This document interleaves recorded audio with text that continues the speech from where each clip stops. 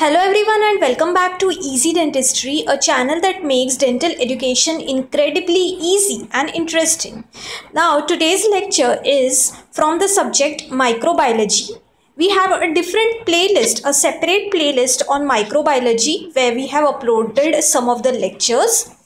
So today's lecture is on bacterial growth. Now this topic is very important because numerous MCQs are framed from this topic. It is asked in your Viva, it is asked as a short answer question as well as the essay question. So watch each and every part of this lecture carefully. So in this lecture, we will be first studying the introduction to the bacterial growth. Then we will be studying what are autotrophs, what are heterotrophs. Then we will be studying about the actual bacterial growth. So in bacterial growth, we will be studying how the bacterial cell they divide, what is generation time, what is bacterial count, what is total bacterial count, what is viable bacterial count. Then we will be studying the most important topic, that is the bacterial growth curve, the four phases of the bacterial growth curve, as well as the morphologic and physiologic alterations which occur in the bacteria during the growth curve. Now the morphologic and physiologic changes are very important because MCQs are asked from this part of the chapter. Now then we will be studying what is a batch culture, what is continuous culture. Then we will be studying the bacterial growth in vivo, that is in human body. Now coming to the introduction.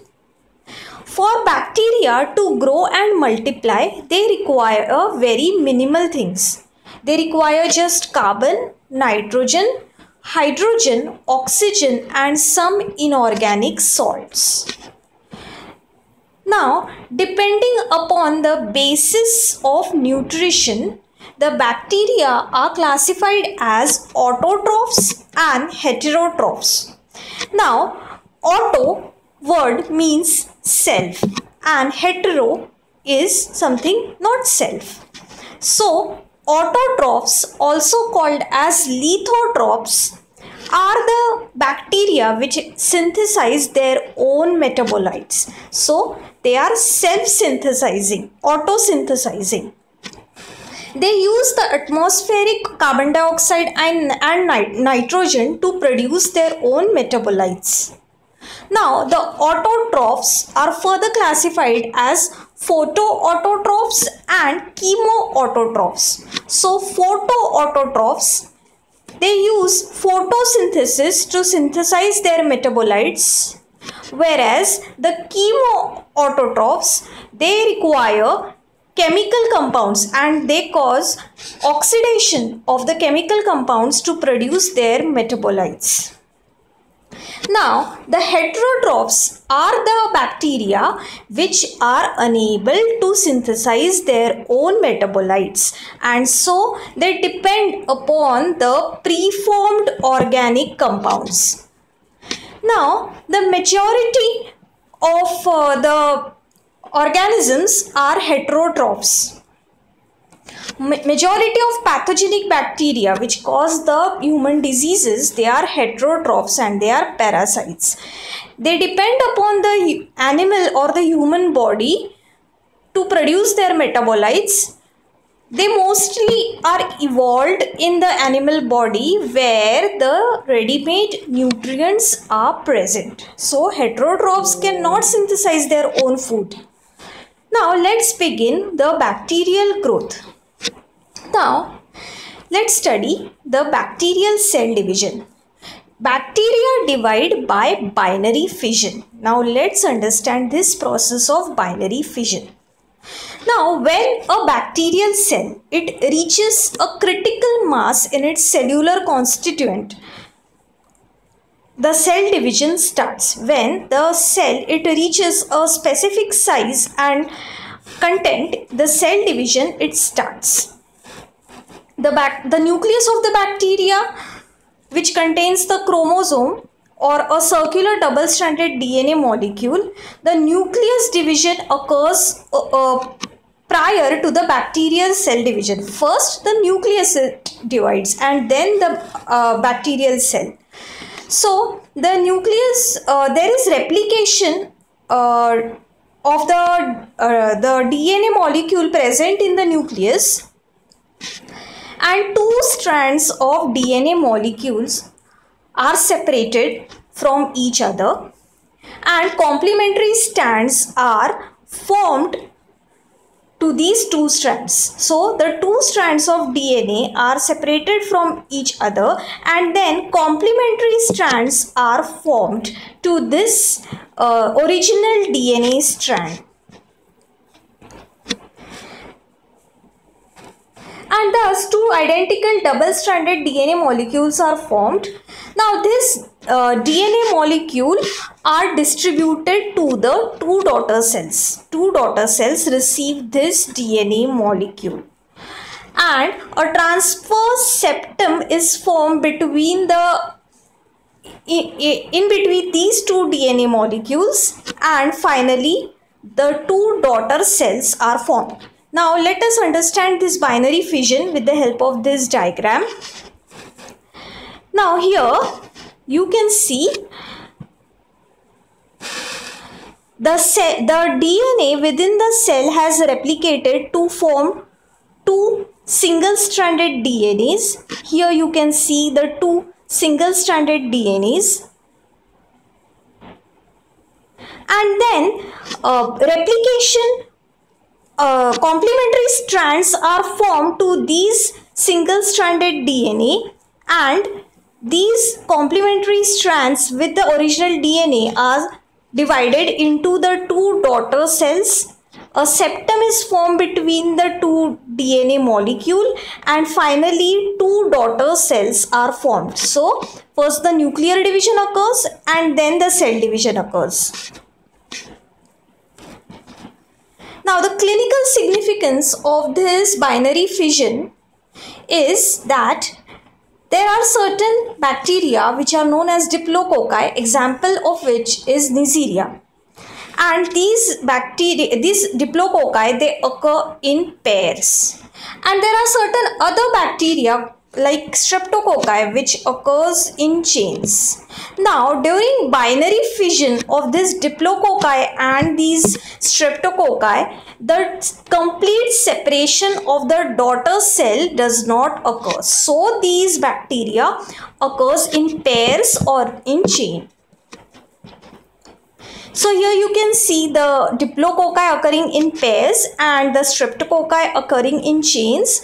This occurs because of non-separation or incomplete separation of the daughter cells during binary fission. Now this is an important feature during identification of the bacteria.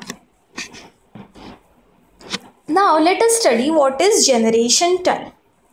Definition: I have given different color coding to understand the definition. The generation time is the time required by an organism to give rise to two daughter cells under optimum condition. Remember here, optimum and or the most favorable conditions. So the time required by an organism to give rise to two daughter cells under optimum favorable conditions is called as generation time.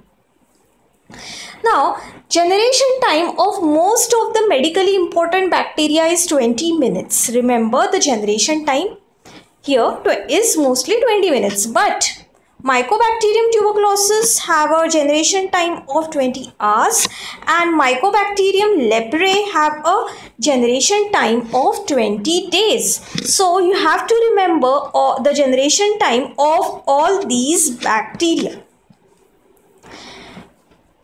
Now, a bacteria grows so rapidly and has geometric progression. A single bacterium can theoretically give rise to 10 to the power 21 progeny in only 24 hours, but this is theoretical.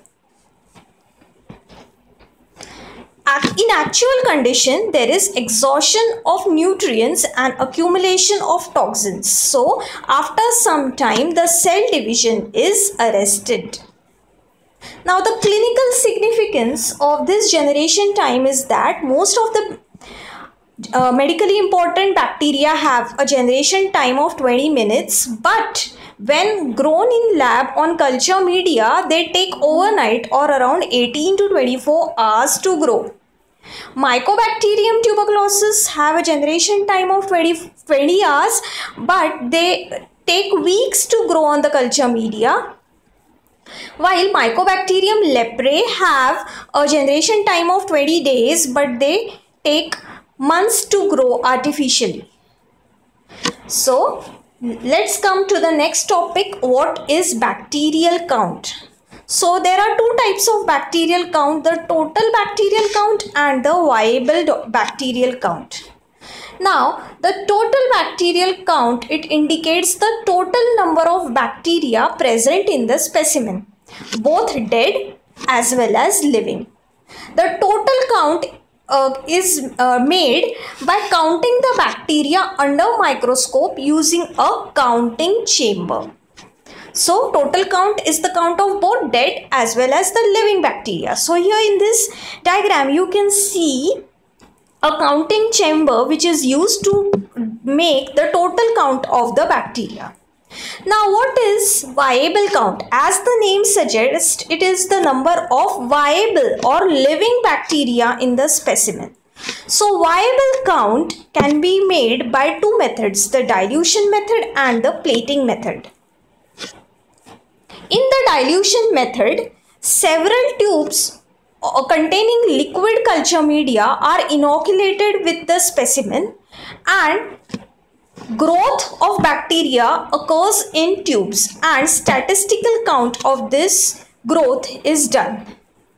So here in this picture you can see the liquid culture medium is inoculated with the specimen and then the growth of the bacteria is determined. But this dilution method gives inaccurate values, but it is widely used to count the coliform bacilli in drinking water. So remember, the use of this dilution method is to determine the coliform count in the drinking water. Now the plating method, in the plating method, the dilution of the specimen are inoculated on solid media, either by plates culture or pore plates culture. So the number of colonies that grow gives you the viable count.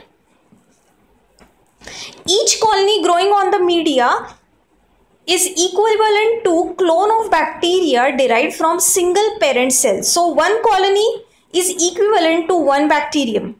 So the number of colonies grown is equivalent to the number of bacteria.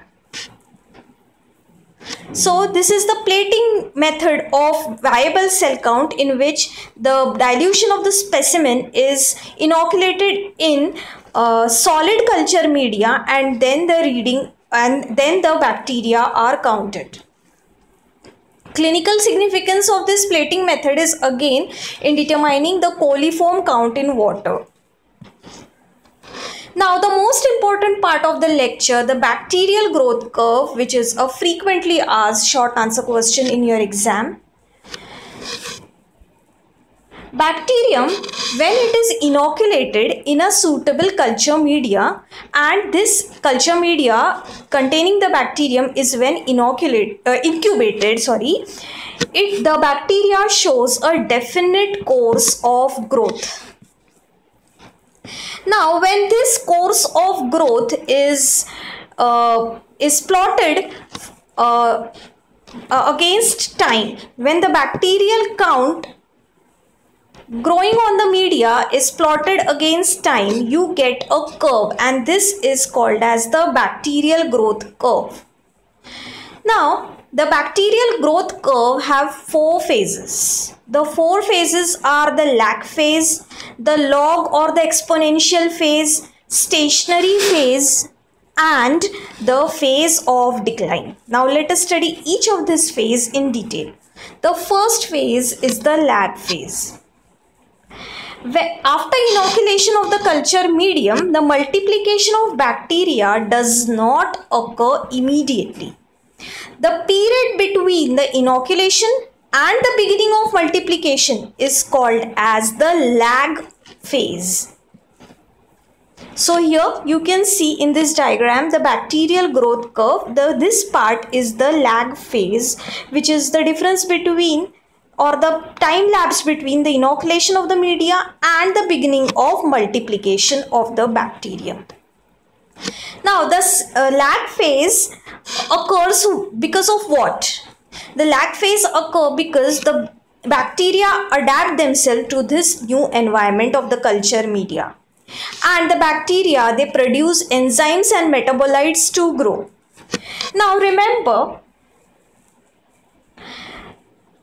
at the end of the lag phase, the size of the bacterial cells are the largest, but there is no increase in the number of the cells. The size is increased but not the number. Now, the duration of lag phase, it varies with the species of bacteria, the nature of culture medium and the temperature used for incubation. Now, the second phase is the log phase, also known as the logarithmic phase or the exponential phase.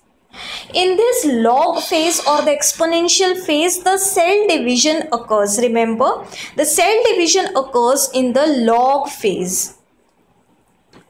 The cell number increases exponentially and there is geometric progression in the cell number with time. If the log of viable count is plotted against time, you can find a straight line. So there is an exponential growth in the log phase. So here you can see the log growth of the bacteria in the bacterial growth curve, in which there is highest number of division of cells. The cell division is maximum in the log phase.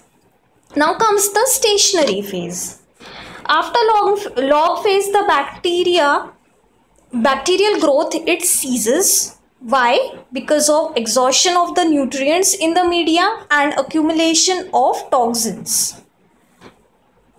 Now, in the stationary phase, the conditions are very stationary. The number of cells which are formed are just enough to replace the number of cells that die. So, this is called as the stationary phase. The viable cell number count remains stationary in the stationary phase. It does not rise, but it remains stationary. There is just a balance between the dying cells and the newly formed cells in the stationary phase. Now here you can see this flat line is the stationary phase. Now fourth phase is the phase of decline. In the phase of decline, or the bacterial population, it decreases, the cell death occurs. It occurs due to nutrient exhaustion, increased toxin accumulation and production of autolytic enzymes by the bacteria. There is decline in the viable cell count in the phase of decline, and the total cell count, it remains stable.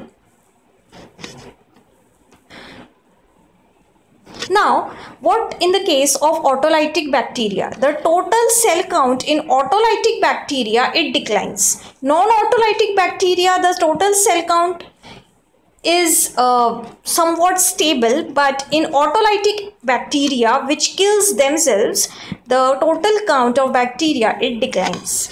So here you can see the phase of decline or the phase of death. So here this is a diagrammatic representation of the bacterial growth curve, in which there is lag phase, then the exponential growth phase, then comes the stationary phase, and finally comes the death phase. Now, Another important part of the lecture, the morphological and physiological alterations which occur during the growth curve. Now, end of the log phase, maximum size of the bacterial cell is found. Remember this. In the lag phase, at the end of the, here it should be lag. At the end of the lag phase, the maximum cell size of the bacteria is found. Then comes the log phase, in which the cells show uniform staining. Remember, another MCQ question, in the log phase, the cells are uniformly stained.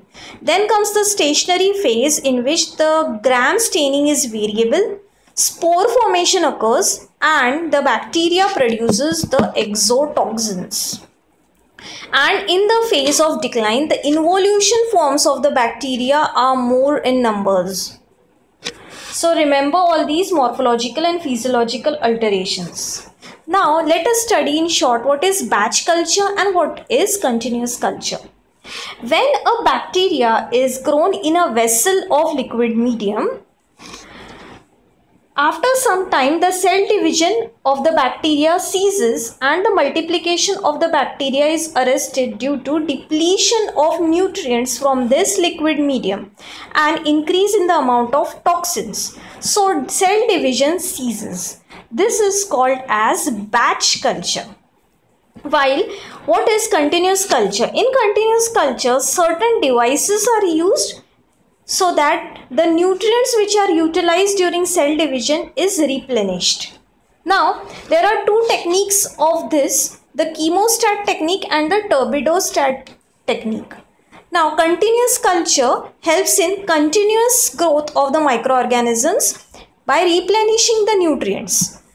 Now, this is more important in industrial and research purpose. Now, the difference in bacterial growth in vitro and in vivo. When the bacteria grows in vivo, that is in human body, the conditions are intermediate between the batch culture and the continuous culture. There are plenty of nutrients present in the human body, so the nutrient supply does not stop, but the host defense of the body, they kill the growing microorganisms, or they reduces the division of the multiplying microorganisms. So the key points to remember in this lecture: what are autotrophs, what are heterotrophs, the process of binary fission, then the generation time, what is total bacterial count, what is viable bacterial count, and the most important part, the bacterial growth curve and all its 4 phases. The next lecture will be on bacterial nutrition, which is another important short answer question in microbiology. Stay tuned with us. Thank you.